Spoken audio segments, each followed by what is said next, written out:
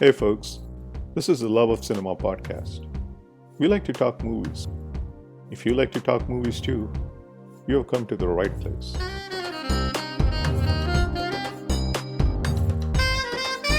Because I come from there, I think it had a lot of detailing, that film, and as they say in advertising, God lies in detailing. So it was very, very well detailed. The student hostels, what they ate, how they behaved, how bombs are made. I mean, in Irfan's opening sequence, that he's being kicked around, he's being beaten, and he runs in, and he makes this bomb and throws it, which used to happen in Allahabad. I mean, Allahabad's main weapon is bombs. It is not knives. These are not pistols, but it's bombs.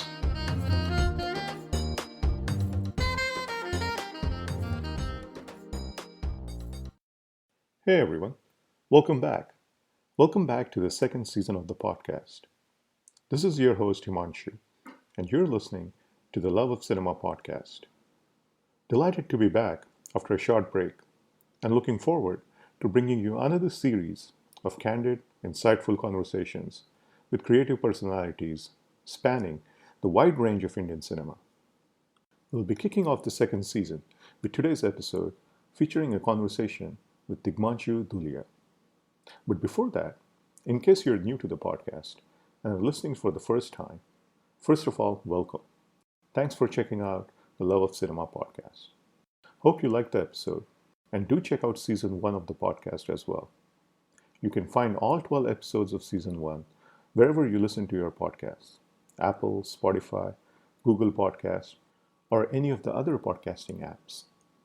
My aim with this podcast has been to bring to you long form, unhurried, freewheeling conversations centered around Indian cinema and streaming shows. And I'll continue to keep on doing that. If you enjoy similar conversations, do consider subscribe. You can find the Love of Cinema podcast on all major podcasting apps. Also, do review us on Apple Podcasts when you get a chance. And don't forget to share with your friends an episode which you like. On this episode, a chat with writer-director Tigmanshu Dhulia, who with his very first film Haasil, a romantic drama set against the backdrop of student politics in Allahabad, made a mark with his natural and sincere style of storytelling. Perhaps in a way, Haasil also reassured in the wave of rooted Hindi films which have been championed by Anand L. Rai and popularized by Ayushmann Khurrana in recent years. Since Haasil, Tigmanshu has made several remarkable films, whether it was the National Award-winning Paan Singh Tomar, a stirring biopic which also doubles as an heartfelt tribute to unsung sports heroes, or the relatively unheralded Shagird, the riveting action drama exploring the nexus between the underworld, politicians, and cops. His films have always made for compelling and entertaining cinema. Quite a rare combination. And of course, we have seen Tigmanshu in front of the camera. He immortalized the character of Ramadri Singh in Gangs of Wasipur with his gritty portrayal and terrific improvisation, lending spark to lines already loaded with gunpowder. He was also nothing short of terrific in Zero as well, as Ashok Singh, who doesn't exactly share a warm relationship with his son Bawa.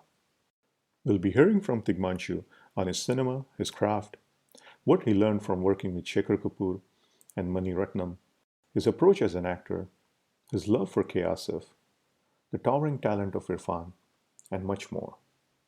Tigmanshu also had some wonderful film recommendations, films which perhaps many might not have heard of.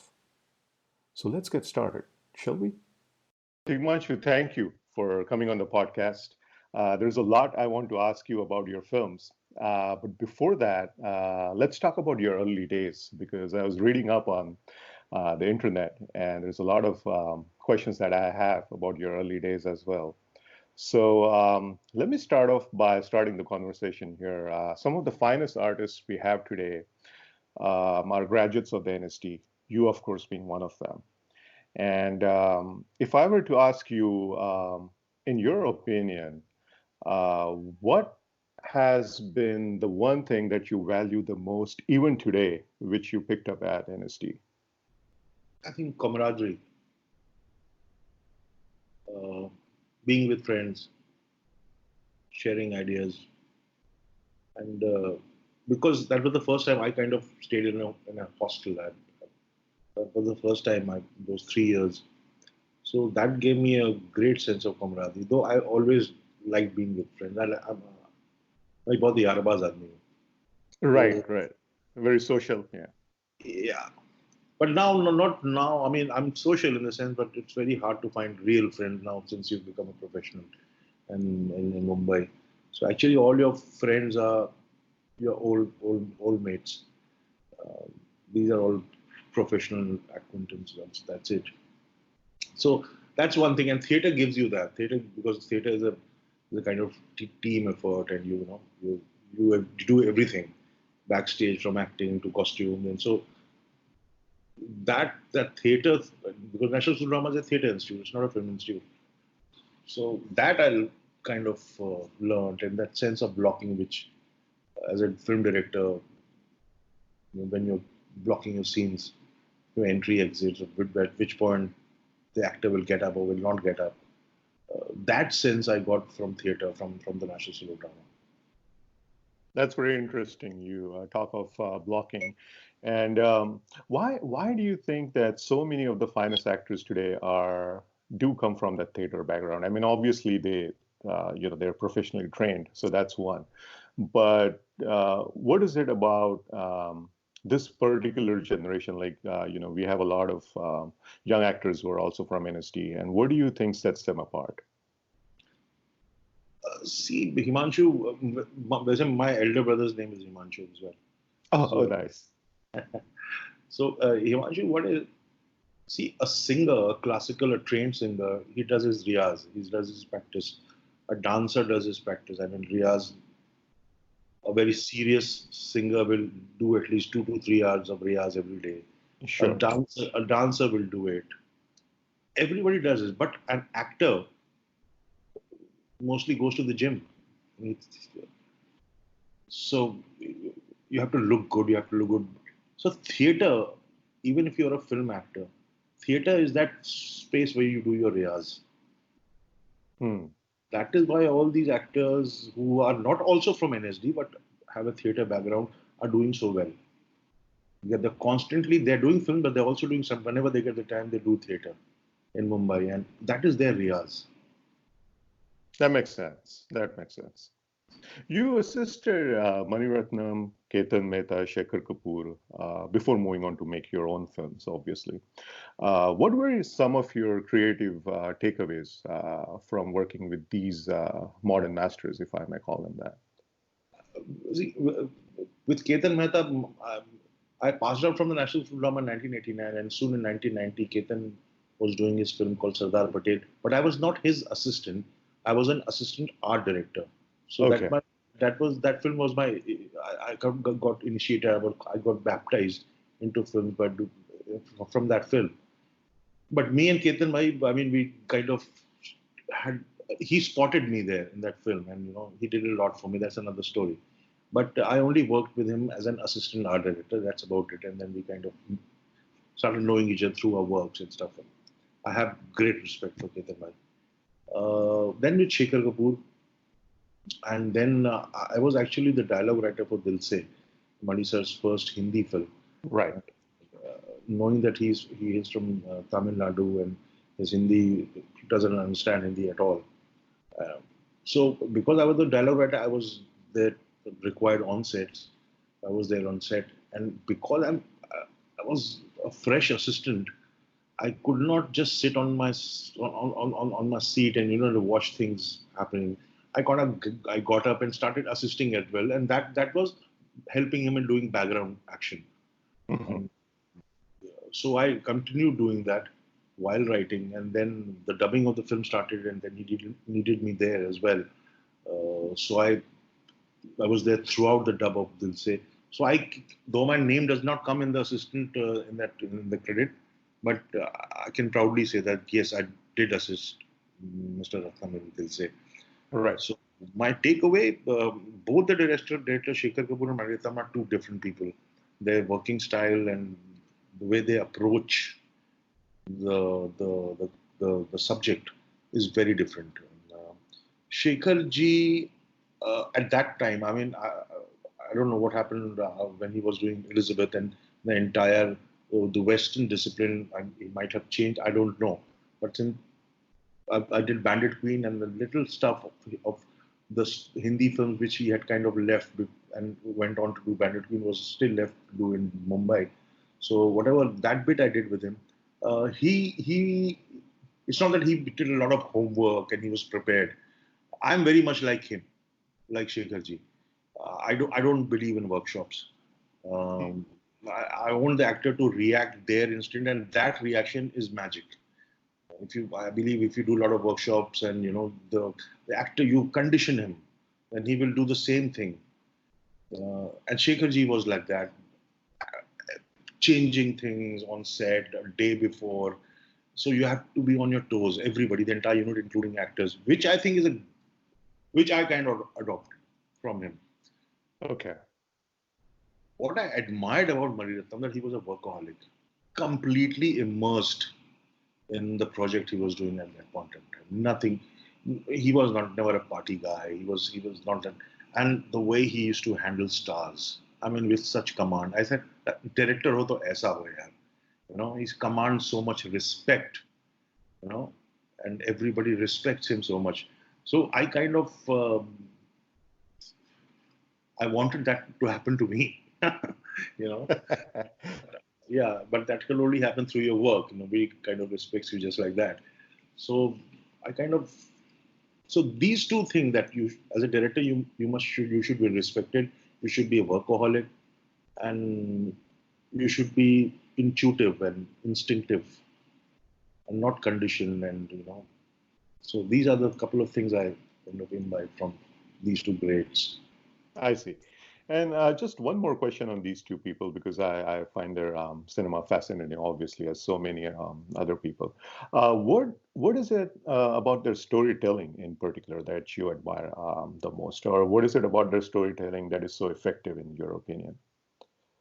Both of them kind of focus on the spine, the morality of the story, rather than how my film will begin and which will be my interval point, and all these set plots, set islands in a script which one really has to go through.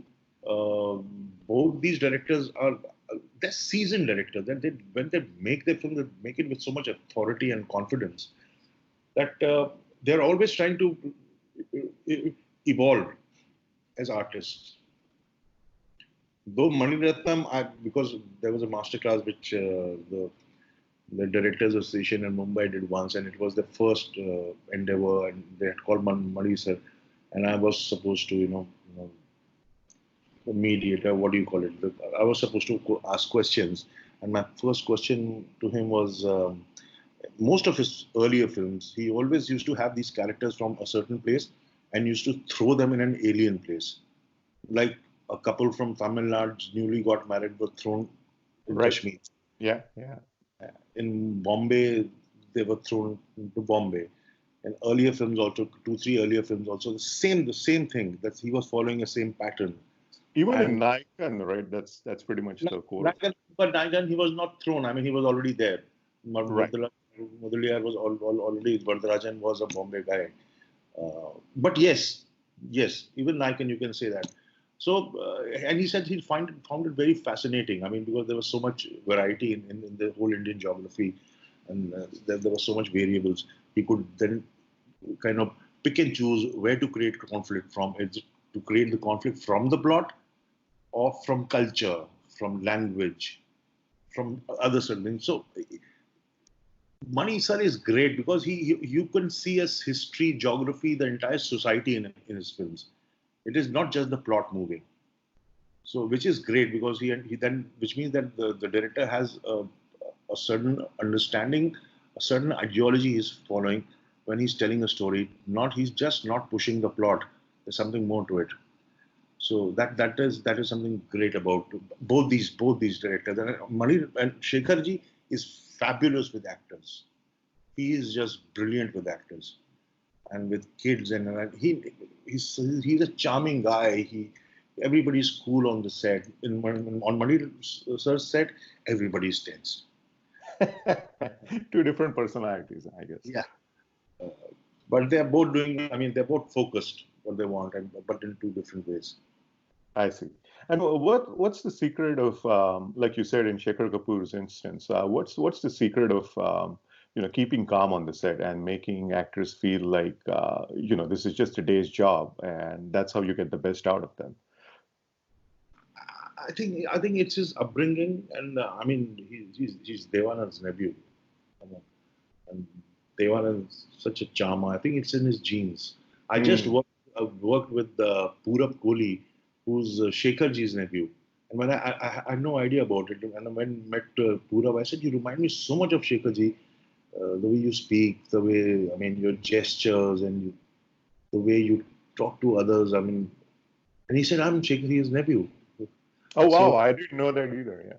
Yeah. yeah, so I think it's that whole charm, the elegance, the etiquette, the compassion, everything. It's not cultivated. It's there. Tigmanshu, you are also a beloved actor as well. And personally, I love your turns in Gangs of Wasipur and Zero. What have your acting gigs taught you about directing? I think acting is the easiest job in the world. You know, especially, I mean, until and unless you're giving a role like what Brad Pitt did in when he was in that film, and he's getting younger and younger.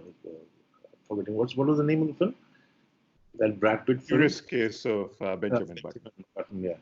And until and unless you're given that kind of role, where you really have to work on the physicality of the character. You are young, but you have to play a really old man, or you're a crippled man, or a drunk throughout. Then it is different. Then skill comes into place. Otherwise, the rest of it, because I have directed so much, written so much, I have that kind of understanding of how eventually I will look on screen when I'm acting. And when an actor gets that sense that, here, look, I'm acting, the director said action, and he has that sense that eventually, how will I look on screen? If an actor has that sense, that 90% of the battle is won. So after doing so much work, I kind of had that sense. But yes, Vasipur, I was acting after passing out of drama school after 20 years, and I had no Oh, idea wow. there were two films, and I had to play an older part as well. 70 years old. When these guys came to my office to take my measurement and for prosthetic work, then it dawned. I said, "What am I getting into? Boss? This is something serious." And then it happened, but there I had no pressure. That is why I kind of did what I could do, because I had no pressure. Anurag was a friend. I knew the cameraman, the entire unit I knew, and the other actors I knew. And I've been working with a bigger actor like Mani Ratnam or somebody senior. I might not have done what I did. So I also Right. thought that even if I failed, what the fuck? Even if I failed, I'll still be a director actor. You know. Right. And how observant are you, excuse me, how observant are you when you're in front of the camera as to what's going on behind the camera? And are you like always trying to compare your styles with the other directors that you're working with when you're on the set as an actor? No, no, never. Only when I like 3 4 days back. I usually I don't do ads, but I acted in an ad, uh, and there I found the director to be a very incompetent. So there I can kind of do my fuse. Otherwise never. I never question the director. I behave like a very disciplined and good natured actor. Okay. And I got to ask you this. Hindustan mein jab tak cinema hai, was that your improvisation or was that already written in by Kashyap? It was written. Tumse na ho paega was improvised.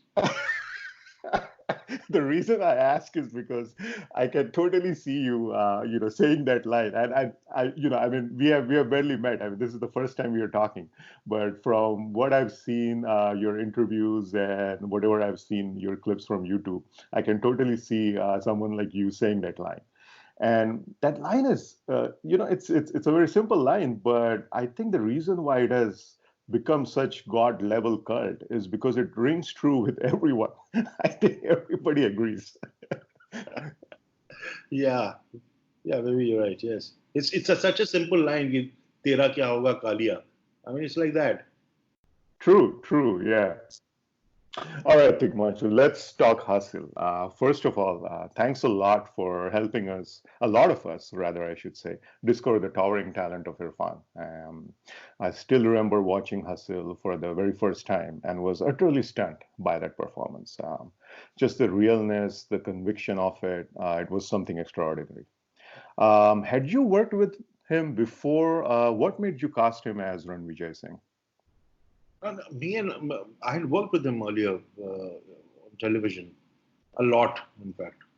So, and I knew him from my drama school days. When I was in the first year, he was in the third year, and there was a zero session, so there was no second year. So, kind of the affinity between the two batches were even closer. And I really liked him as an actor. But when his the third year diploma production started to happen, and I remember watching him in a play called The Lower Depths by Maxim Gorky. Uh, and he was so good. And some other actor was kind of more popular in his class, and he was supposed to be the best, and the blue-eyed guy. But and Who was Irfan, this? Is he in films? no, he's not in films. He's still doing theater, and he's kind of big in theater. But so Irfan was more of a recluse, and but his personality, his entire demeanor, the way he used to approach was very attractive. He was a very attractive actor. I mean, if there are four actors on stage, I mean, you would look at him. So, and he was a very worried actor. Me and him, whenever we talked, I mean, he was really serious and worried about his work. That was very fascinating. I mean, he was just not, biding his time away and let the third year happen and have to rush to have to go to Mumbai and do something there. He was always concerned, and that concern, that worry, that love for work, I really respected that. And then when I moved to Mumbai, and then we did a lot of television together, and we used to hang around. I mean, he's my best friend. And I'm going to ask you a lot more about him later on.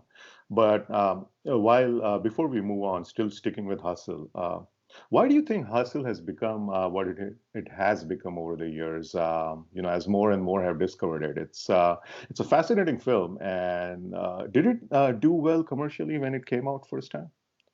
Uh, Not bad, but not too well also because there was no publicity, and nobody knew this film was coming.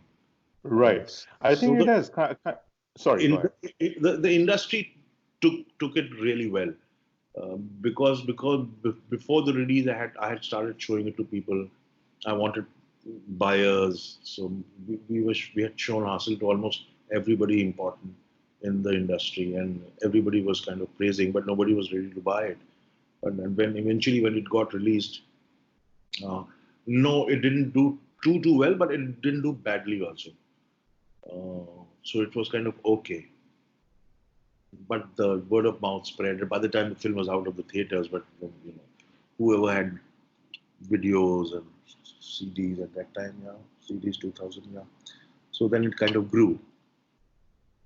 And what is it about that film's appeal, in your opinion, that continues to grow even today? Like as young kids are discovering that film, and it has practically become a cult by itself. So, and for my generation, I mean, I was in college then, and I just graduated. I That was my discovery of Irfan, like I said. But as kids today who are watching that film, who are well aware of Irfan's body of work, they are being blown away by this film. So, what do you think it is about that film? What's its X factor, so to say? I think the world of Hasil was Gulzar Saab had done a film called his first film, Mere Apne, was also about, but it wasn't about student politics. But even that film was set in Right. Allahabad. That film was also set in Allahabad, and because he was working on a Bimal Roy film, Bimal Roy was supposed to do a film in Allahabad, and he had sent Guldar Saab for some research. By the time Bill Bimmer passed away, so he made Mere Apne on Apanya Jano, a Bengali film, and set the film in Allahabad. So when I was also making this Haasil, this was there back of my mind. Gulzar Saab's first film was also set in Allahabad. My first film was set. But I come from Allahabad, so I think I had a pretty good understanding of the world, of the university, of the student politics, and so because I come from there, I think the it had a lot of detailing, that film, and as they say in advertising, God lies in detailing. So it was very well detailed. The student hostels, what they ate, how they behaved, how bombs are made. I mean, in Irfan's opening sequence, that he's being kicked around, he's being beaten, and he runs in, and he makes this bomb and throws it, which used to happen in Allahabad. I mean, Allahabad's main weapon is bombs. It is not knives. These are not pistols, but it's bombs. So all that was there, real locations, and then magical performance of both Irfan and Jimmy and the rest of the gang. Yes, my conviction too, I would say that it was my first film. And I think me and Irfan both knew that this film is important to us. Because I was very enthusiastic. Irfan Right. had done few films before, and he was kind of also slightly known in the television sector. But he took it really seriously. And he is not from Allahabad, he's from Jaipur. He had not seen that world. Uh, so he had come 7, 8 days before the shoot, and I just threw him with some local guys, and he went around, mixing with them and going places, and he kind of that lingo he picked up, that attitude he picked up, the sense of dressing he picked up in 7, 8 days. So he's very receptive and observant as an actor, which kind of worked for the film. And like you said, I think since you were a local from Allahabad, I think you have captured that local milieu so well that maybe that's what the secret ingredient is. That's why it palpates with so many people. I mean, for example, for someone like me who has never been to Allahabad, but even then I can tell that this feels real, and that seems to be a thread throughout your films. And that's credit to you as a filmmaker and as a writer and your writing team. um, पीहड़ में बागी होते हैं ticket मिलते हैं parliament में. Mhm. That line is, of course, from your national award winning film, Paan Singh Tomar. A terrific film, one of my favorite films from last decade. And it's it's a fascinating life story of Paan Singh Tomar, but also it's a tribute to all the unsung sports heroes of India. When you set out to make the film, did you see it first and foremost as that tribute? Because I really like that part of the film, which comes at the end. But did you set out to make a film that you wanted to tell the story of this fascinating person, but primarily you wanted it to serve as a tribute for the unsung sports heroes? No, that was not the case. It only happened when we were doing a post. Okay, and what made you include that, or what made you kind of also include that in towards the end credits? It's just that when the film got edited and we saw, then we realized actually he was a sportsman who knew nobody knew about, and there are so many others. So let's put their names and get some more tears. Yeah, that's what basically. Honest. Okay. No, that I appreciate that. That's an honest answer. And the film is also perhaps the first Indian film to have depicted the sport of running in a very real way. Pan Singh looks like he is a real runner with a lean physique. He doesn't have six packs, or the races look real. His training looks real. Even Rajendra Gupta, another fine actor, he actually looks like he might be a trainer. And all these things add to the film. How did you go about providing that authentic touch within the period context, circa 60s? It's automatic. I mean, you're dealing with a sport which you yourself know nothing about. I mean, steeplechase. How many people know about steeplechase? Um, who goes to watch athletics? Very few. I mean, when there's a big event happening, Asia or the Olympic hasn't happened, or the Commonwealth game.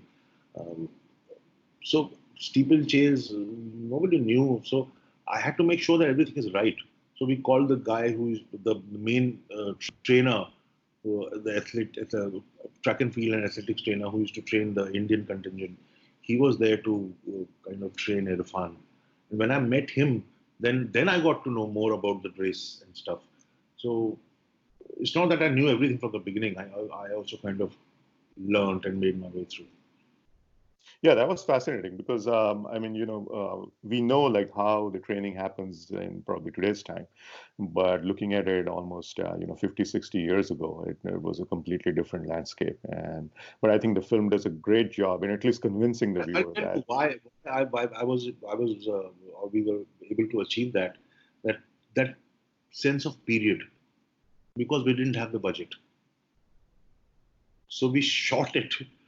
I mean, we just had to capture it. And I had budget hota, I would have placed more cameras in very intricate positions, and that Right. might have created a false image. So because we didn't have the budget, we managed to do it. It's not that I'm a fucking genius or nothing of that sort. Yes, yes, yes. That's a theme that keeps on coming on my podcast too when we are talking about classics. And it reminds me of a line that Cassavetes said once that most masterpieces are accidents, and then we just later on go on and read into it as masterpieces. But everything, like you said, probably came out of necessity or lack of budget or Because constraints. that was the time when recession kind of hit us also, not terribly, but it did. And Hmm. I had planned when I was planning Paan Singh, I said there are two worlds of Paan Singh. One is the sport world and one is the dacoit world. So I had thought that we'll do the sports, but on a 16 with handheld stuff. It will be very, and the entire dacoit portion will be shot like a Sergio Leone film, wide and close and stuff like that. And we'll have to use both cameras. But the recession happened, we had to shoot the entire film on 16 So Paan Singh Tomar has been shot on 16 the entire film. Awesome. How close is it to the real actual account? Like, how much of a liberty have you guys taken in telling the story of that man? Few things. I mean, I would say few things. I mean, the first time when he's in the army and he wants to join the squad, and his officer says, "Go and give this ice cream. Run home, and it shouldn't melt." And so he runs with the ice cream, and he manages. So that is, I mean, we wrote. Sure, but it makes for a great scene. Yeah, Yeah. So a couple of other things. Otherwise, it is very authentic. The entire story and what happened to him. I see. And there was no objection from Paan Singh Tomar's family. No, I mean we had taken permission from his wife was alive. Paan Singh's wife was alive, very old, but we took her permission legally and everything. The hell broke loose after the film's release. I mean, his nephew, everybody started claiming for money, and the cases went on till about a couple of years back. So Oh, wow. yeah, I guess that's bound to happen once a film gets a lot of success. I was watching Pan Singh again after a long time for this interview, and it reminded me of my favorite Hindi film of this year, Son Chidiya, on more than one occasion. And not just because of Chambal and the setting, but just the thematic imagery. And I think both films share common ground, quote unquote, in ways more than one. Did you see Son Chidiya? What did you think of that film? I liked it. I mean, I liked it very much. I mean, it's difficult to kind of mm, comment on it because Abhishek is a friend. But the film, the story wise, it was going haywire. I kind of watched it in installments, not in one go. I thought Abhishek kind of got carried away with the entire terrain and this whole that he has to compete with the films like Bandit Queen and stuff. So he was his camera placement and the way it was shot was brilliant, very very good. But I was not with the characters, so I was not empathizing with anybody. So it kind of couldn't have that kind of effect. I wasn't glued enough. But Hmm. yes, it did kind of hit on those sensitive subjects like the caste and the women and all those things were there. It had the heart in the right place. That I would say for that film. It Right, was the film wasn't cheating us at right. all. Right, right. And do you think there is influence of Paan Singh Tomar on it. Not just I say that not just because of the subject matter, but in terms of the thematic imagery. Like I said, like in terms of the themes of this kind of isolation and the whole reason why the rebels become what they become. I don't think so, but I would say that you really can't escape it. Hmm. Yeah, because that particular region has its specific problems. The look will be the same. The problem of land, water, and money. Most of people out there are either in the army or they have a tradition of family members being dacoits. They will not have money in the house, but they will have a gun in the house because having a gun is a sign of prestige. So they have a different value system, that entire geography. And you cannot escape that. And if Sohn Chiliya managed to hit those points, then I think it has achieved its goal. And rumor has it that you're again working with Irrfan on a film on Shiv Kumar Patel. Rumor or truth to it? Which film? You're working with Irrfan on a biopic about Shiv Kumar Patel. Shiv Kumar Patel, who's that? Apparently, he's also a dacoit. That's what the internet says. I've never heard of him. No. I'm working on a film on a dacoit called Dadua. Okay. Yes, Shiv Kumar Patel. You're right. His real name is that. His real name, yes. Yeah. But not on him. On the special task force, which kind of managed to eliminate him. And he was a big dacoit, bigger than Veerappan. He reigned for 35 years. But no, Irrfan is not working in that film. No.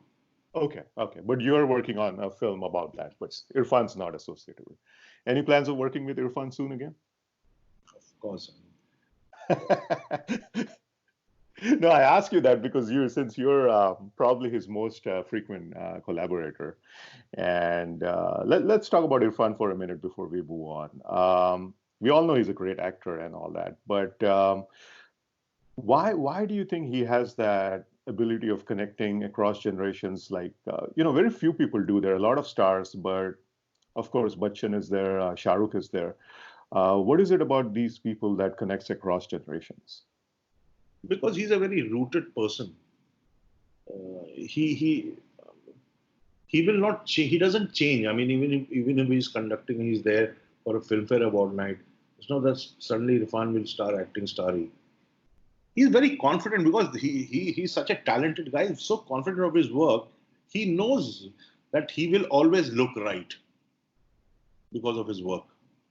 So that is why he connects. He looks always real, even if he's not shooting off camera in a function or an award night or wherever. He will look real to you. You know how others start acting like sports stars. I mean, while they're giving their interview or any other star, then you look, they're fake people. He's not, and you can see it. But when he's on screen, what do you think it's about him that connects with the audiences more? I Or are think you saying that part of his personality comes through? yes. See, I think whenever an actor connects with the audience, it happens when the audience thinks, when he sees the actor on screen and says in his mind, "That's exactly I would have reacted." Then that performance worked for that. Then that performance is like magic.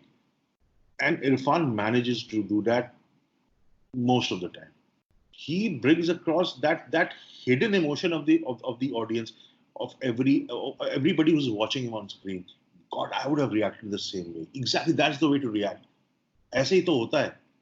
उस ऐसे ही तो, and his realism is something, and attractive realism is something else.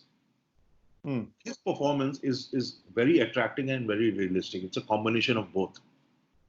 Otherwise, sometimes very realistic acting can become very boring. And very attractive acting is like what our stars do most of the time. They're very style. They have the style, the way they roll a cigarette or blow a kiss. That's a star does that. Irrfan is a mix of both. And that's why it's special. Yep. Tigmanshu, in an interview of yours, which I watched recently, I believe it was in 2014, you had mentioned that we don't have enough visionary producers. As we stare at 2020, Do you think things have changed on that front? Yes, yes, they have. Yeah. Um, I think there are at least three or four of them who are like Vijayan, Dinesh Vijayan, Maddock Films. He has a vision. Manish Mundra has a vision. I think even Excel has a vision. The kind of film. And what are these visions, if I may I, mean, ask you? I think when they kind of they come across any kind of material, and whoever the director could be, if they believe in that material, they kind of support the director. So sometimes you see very obscure directors working with them, and you see the work. I mean, you kind of appreciate it. And I know after working in the industry for so many years, where that special push or effort would have come from. That would have definitely come from the producer. So yes, things have changed after 2014 for good. That's good to hear. And that's especially good to hear from somebody who is out there making films. Let's talk about digital for a minute. Digital on one hand has kind of provided this new avenue for long form kind of storytelling, right? You can tell a story without kind of compressing it over, for into 2 hours. So that's an advantage of it. But a lot of people believe that there's a lot of uncurated curated content as well that's getting flushed out because of digital. Uh, what do you as a content creator see the biggest advantage of this burst of digital platforms, and what do you think is something that we need to guard against in terms of digital? See, whatever is happening is in Hollywood is kind of happening here. That Hollywood is churning out these big special effect movies, 7 or 8 of them every year, Avengers, and I don't have to name them. There's so many of them. So what happened there? The other talent, they said that I want to be seen. I want my face to be seen. I don't want to work in a special effect film. I want to work in drama and other genres. So suddenly that content started coming in on web. American television was never so good. It was always the British television which was good. And suddenly American television became good. And so slowly that content started coming on as technology grew, started coming on the web. Same thing is happening here. Today, multiplexes, the tickets are so high, a family uh, will will spot the film and lock that film. Okay, oh, a Salman Khan film is coming or a big actor's film is coming in this month. I will only go and watch this film because it will cost me a lot of money. Because the multiplexes don't just sell you a film ticket; they sell you a parking ticket, they sell you a samosa, they'll sell you a popcorn, which is 200 times more highly priced than outside. So this whole multiplex experience, this whole money is only going to go to these big films. The rest of the content will eventually have to come down to web, and it is good, really good. Many directors, I mean, they can't. They sometimes they don't have the approach, or they don't think or have that kind of script which kind of satisfies a big actor. So they will never work with a Salman Khan or Hrithik or even me, for that matter. Mike Knight, I will not ever be able to work with a Salman Khan or a Shah Rukh Khan. So for me, this space is fantastic. It lets you do the kind of work you want to do without any hurry, without any burden of marketing or how many screens will it get, how many shows will it get, will the show times be good? All that trouble is not there, and you are allowed to explore a world. Web is a world platform. You have to create a world. If the world is interesting, the show will be good.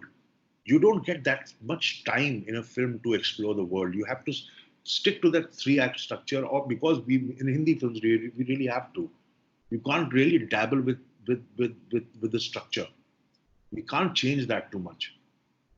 Yes, good things are happening in mainstream cinema. I mean, you get to see a Dangal, or you get to see even mainstream cinema dabbling into very real stories nowadays. That is very good, but they will never leave that 3 act structure because the audience will not understand. But in web, you have this opportunity and this advantage.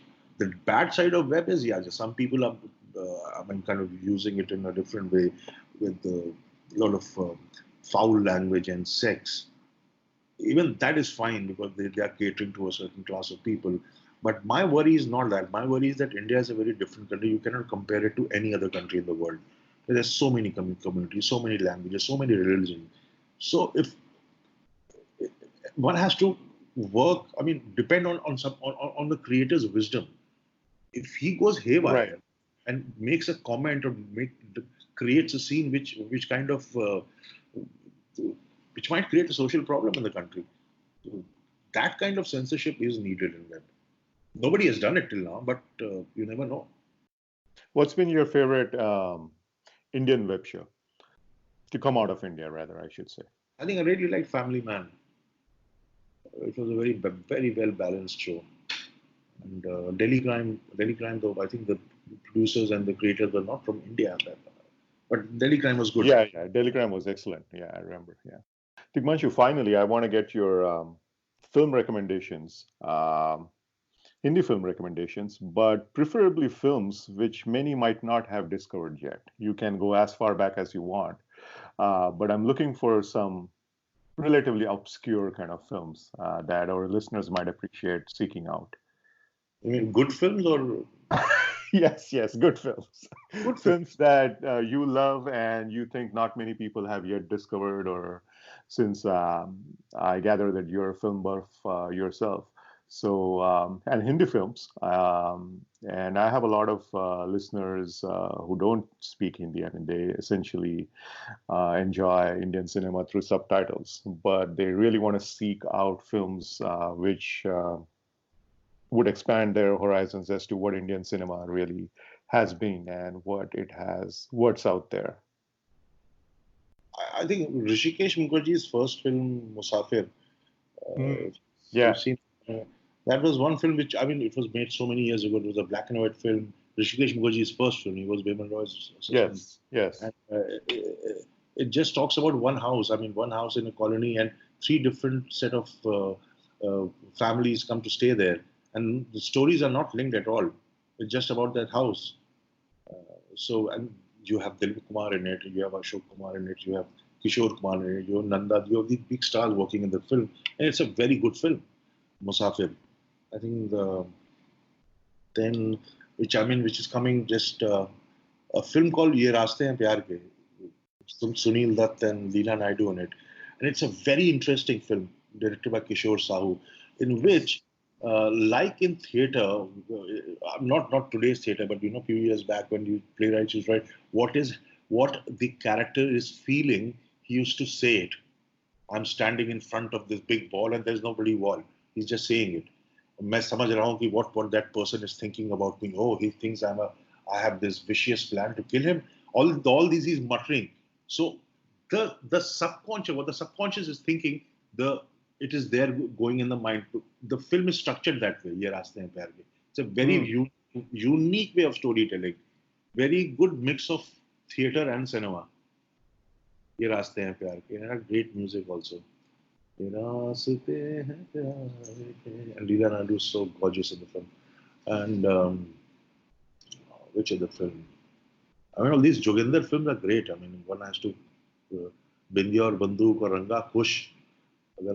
You see, I haven't seen that one. You haven't seen? No. Ranga Khush, you have not seen? No, I haven't. See, some of these films, I mean, I know about them, but they're not that easily accessible, So there is no way to find them. And even if you find a print on YouTube, they're, fairly pedestrian. So up until now, I mean, now there are some very nice prints that are coming out, transfers. But so I know about all these films. I mean, of course, Musafir and the other one I've seen, but this one I haven't. Okay, now coming back to good film, there are two films which I would like every youngster who's interested in Hindi cinema. I don't know why these films are not shown in film schools. One is Cinema, which you might have seen. Yes. Directed by Krishna Shah, who made that film called Shalimar. Yes. I saw this film in 1982 in a theater, properly released film. Yep. And it's a documentary. It's a documentary from the silent era till it was released in 82. So you can say all the films which released in 1980 or 79. It has a record of all those films, and it has Amitabh Bachchan, Dharmendra, Zeenat Aman, Hema Malini. Yeah.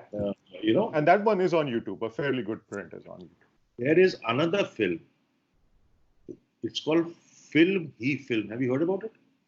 No, I don't believe so. Who made that? Film He Film. I'm forgetting who made that, but it's a crazy film. So there are And the what film is. time did it come out? This is 70s, 80s? I don't think it ever got released or did get released. If you see the film, probably it has the censor certificate, so you would know when it got released. So, but I also saw it on YouTube. I didn't see it in theaters. So it's a great film in the sense, in real time, what is happening? A producer who's lost all his money somehow manages to start his new film. So he gathers all these actors from streets, and that is Pran Singh playing this role. And how he tells them about acting and films, because these are not trained actors. And when he tells them this, you cut to all these clipping of films which are all the unreleased films. So Interesting. Okay. it has clippings of so many unreleased films. As a film buff, you will love it. Right, right.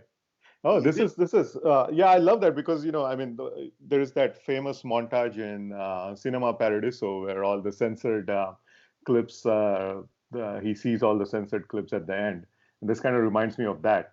yeah, so clippings of all the picture shuru hui, teen reel, char reel bani, and then the film got shelved, and with actors like Devanand and Sadhana and Amitabh Bachchan and so many others. And it has a very precious clipping of a film called Sasta Khoon Mehnga Pani, Wow. directed directed by K. Asif. Asif, who made Mughal Azam. Of course, yes. And you see that film and you will understand what K. Asif was all about. You will, I mean, even directed today, 2092 to 2000, will not be able to visualize those kind of shots. You watch it, it's on YouTube. I'll definitely, and I will also include the link in the show notes of this episode because this is something that I definitely dig, and I know that a lot of listeners listening to this podcast will definitely seek it out. Hey, just a quick bit about K. Asif. Mughal Azam, of course, everybody knows, and right now we're on the cusp of Panipat releasing, which is also a historical, and there have been quite a few historicals lately. The one thing that's common, I think, among most of them is that there's not much attention to detailing, or they're not in kind of sync with the times that the events take place. And one of the things which I love about Mughal Azam is all the little things that K. Asif, quote unquote, directed, as in, there's a famous story, I'm pretty sure that you will know about this, is that, he told Dilip Kumar that the emperor is not going to dance, right? Yeah, yeah, he will not sing a song. Exactly. He won't sing, he won't dance. And Dilip, also, there has to be a distance as to how far he stands from the other people and so forth, which, many might think it's very elitist or something, but those were the times, right? I mean, that's how things took place at that in those times. And he took extra effort in explaining that and kind of directing that in the picture. What a fabulous filmmaker. But any anecdotes about K. Asif that you can share with us? I would love to hear them. Himanshu, I will make K. Asif's biopic. Oh, Nobody, wow. Okay. nobody else is. I have not started it. I don't have the rights, but nobody can make it. I'm. I love him so much, Okay. and I've done a lot of research on K. Asif. So K. Okay. Asif is. I mean, he was like Sachin Tendulkar was sent to this world to play cricket. K. Asif was sent by God to make Mughal Azam. And he only made 2.5 films. He made a film called Phool before Mughal Azam, and Right. then he only made this Love and God, which he couldn't finish and passed away. Right. And in between, he made this film called Sasta Khoon Mehnga Pani, few reels, and the film got shelved and stuff. There are so many stories. K. Asif was a fifth class pass tailor from Etawah. Only fifth class pass, and a tailor. Okay, from Etawah, UP. And he makes this beautifully, technically so well crafted film called Mughal Azam. When he was shooting that Sheesh Mahal's song Pyar Kiya To Darna Kya, Yeah. David Dean sent him a letter that it is impossible. So many other technicians from the world are sending him letters that there's mirrors everywhere. Where will you put your light? Where will you put anything? Everything's going to reflect. and he still managed to do that. Mughal Azam is technically so correct. The war scenes, I mean, even today, people are saying that Panipat war sequence are very good. I haven't seen it, but even today, because the Indian he managed to get the Indian army to do those scenes, the war scenes. 4 people got killed in cannon, cannon explosion, Right. and he was a visionary. He was a visionary director. I mean, so many years it took him. And who was the producer? Shapur Palanji. He was not a regular producer. He was an architect who made Victoria Terminus and the Queen's Necklace in Bombay. Yeah? And he never made any film after Mughal Azam. And he kept funding that film because even he loved Akbar, and K. Asif also had great respect for Akbar. So they were both making this film for Akbar the Great. And he kept funding, though everybody in the industry was kind of telling Shapurji Palanji, you're wasting your money and he's wasting this and wasting that. But Shapurji Palanji always said that he hasn't built a house for himself. He still travels in a taxi. He sleeps on studio floors. Whatever money I'm giving, that money is going for the film production, not as for himself. And for so many years, I mean, it was like I cannot remember. He is special, K. Asif. I love Mehboob Khan, all these directors, but nobody can touch Asif. He was a very special. And is this your dream project? Is this something you're working on, or is this something that you want to pursue? I want to. I still don't have the. I haven't met the family, and but I Right. really want to make a film on K. Asif and the making of Mughal Azam. I mean, both together. Yeah, yeah, I would love to see that. And who would make a good Kyasif on screen? Irrfan. No surprises there, right? I think we are in agreement. I think Irfan would kill it. I mean, Irfan would kill it as anybody. But is Irfan a big film buff himself? Oh yes, yeah, yeah. Okay, then I think yeah, he's gonna definitely kill it.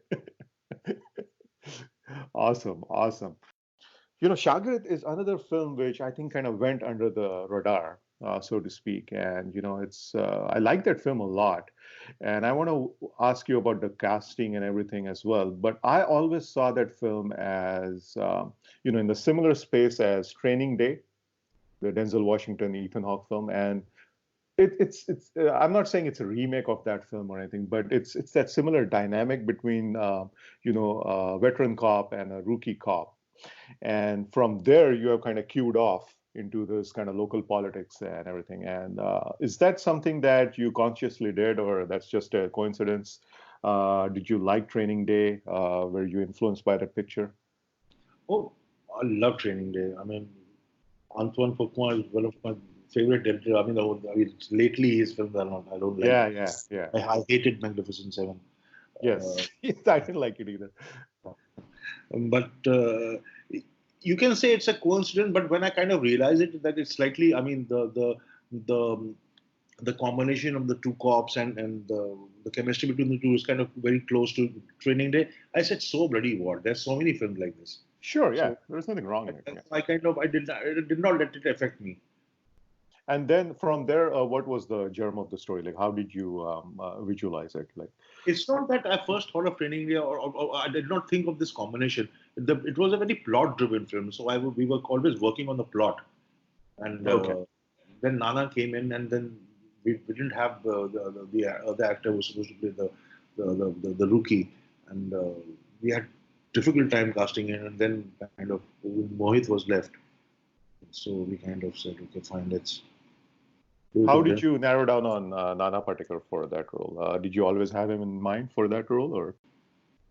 Earlier, I was supposed to do this film with Rajkumar Santoshi. I mean, he was supposed to produce it, and I had approached Anil Kapoor for it, but Oh wow. he was taking a lot of time. At that time, he was making that film Gandhi, My Father, and he was shuttling between here and South Africa, and I mean, for almost a year, he did not commit. So I had to move on. And how was it working with Nana Patekar? I mean, it's a different song and dance, right? So a lot of people. I mean, he's a great actor, but he comes with his own kind of baggage, so to Yes, speak. he was difficult. He was very difficult. He's a difficult actor to work with. I mean, a nightmare at sometimes. And but he's also magical. I mean, but he's still old. He's an old school actor. He's a good old school actor, like Sanjeev Kumar was. You know, Hmm. Very interesting that you say that. What in what ways are they? In I what mean, ways are this the these parallel? actors they work on the punctuations. I will punctuate the line like that. I will say it with some. They work on that dialogues a lot, and I don't believe in dialogue so much. Though I'm an expert in writing very dramatic lines. I've done it in Bullet Raja and many other films.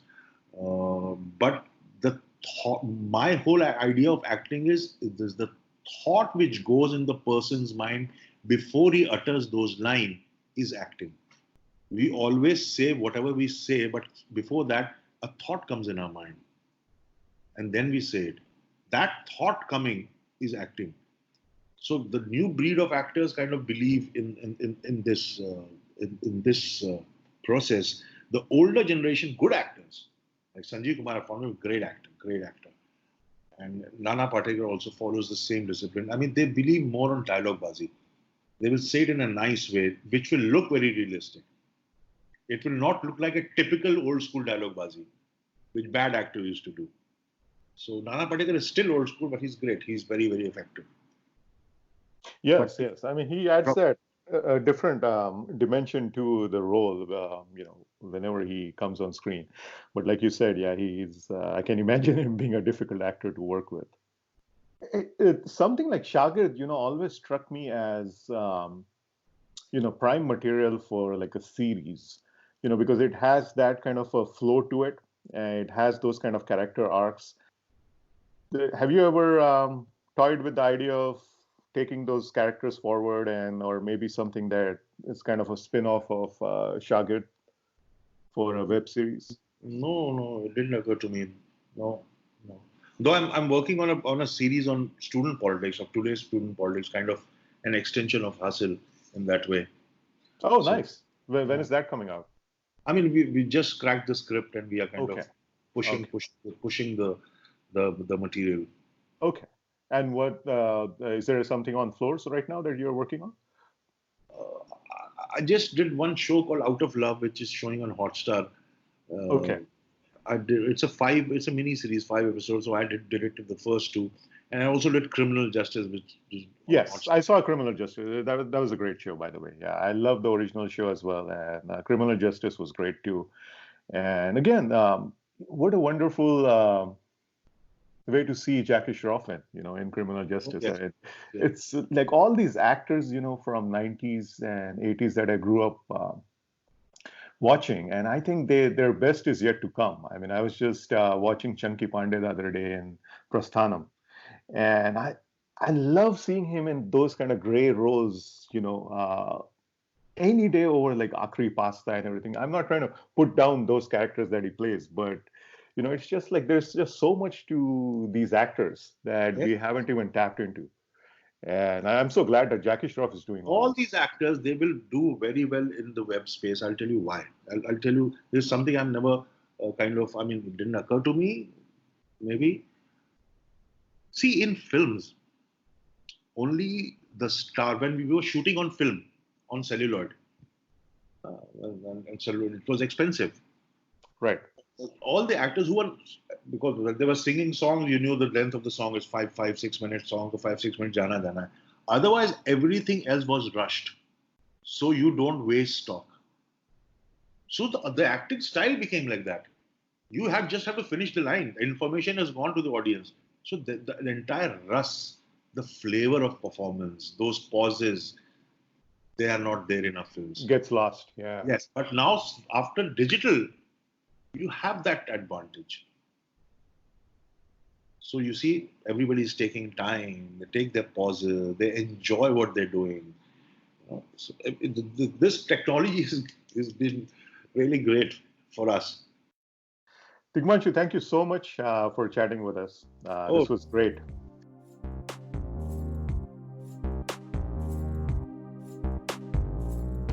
That was Tigmanshu Dhulia. Hope you liked the chat. If you have a comment, suggestion, or anything you would like to add to the conversation held on the episode, do drop me a comment on Twitter. Would love to hear it. Do subscribe to the podcast wherever you listen to your podcasts, and drop us a review when you get a chance. You can follow me on Twitter at loveofcinemasf for podcast-related updates and my tweets on all things movies. That's all I got today. See you next time. This is Himanshu, signing off, and like always, thank you for listening to the Love of Cinema podcast.